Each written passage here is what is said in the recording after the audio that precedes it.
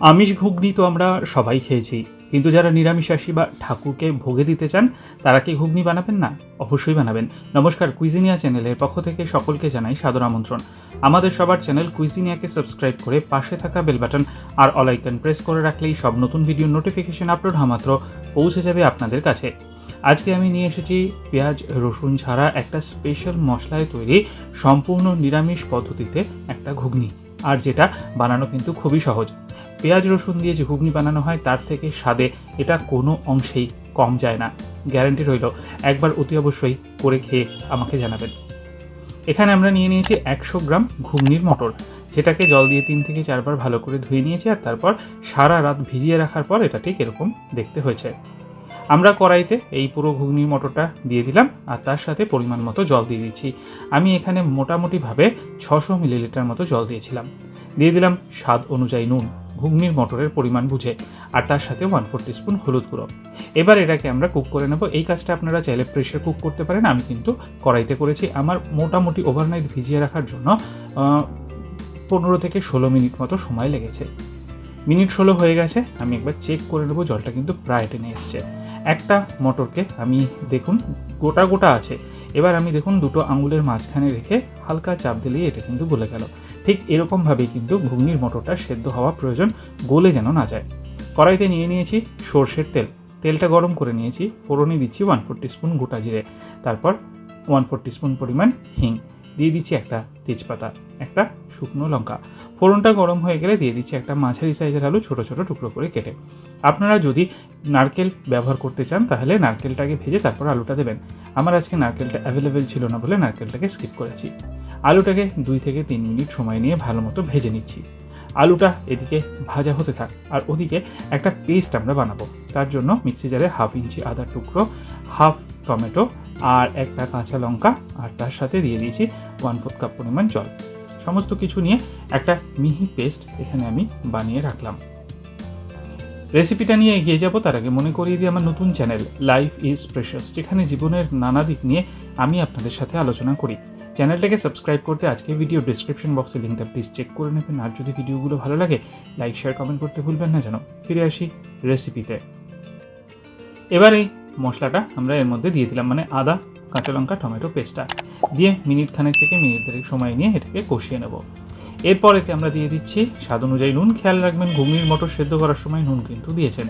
আমি এটা আলুর হিসাব অনুযায়ী নুনটা দিলাম। মিক্স করে মশলা 1/4 টিস্পুন হলুদ গুঁড়ো, 1/4 টিস্পুন লাল লঙ্কার গুঁড়ো, ঝালটা আপনারা আপনাদের পছন্দ অনুযায়ী দেবেন, 1/2 টিস্পুন কাশ্মীরি লাল লঙ্কার গুঁড়ো রঙের জন্য, 1/4 টিস্পুন জিরে গুঁড়ো, সবশেষে 1/4 টিস্পুন ধনে গুঁড়ো, আর সামান্য কয়েক দানা চিনি স্কিপ করতে পারেন যদি পছন্দ না হয়।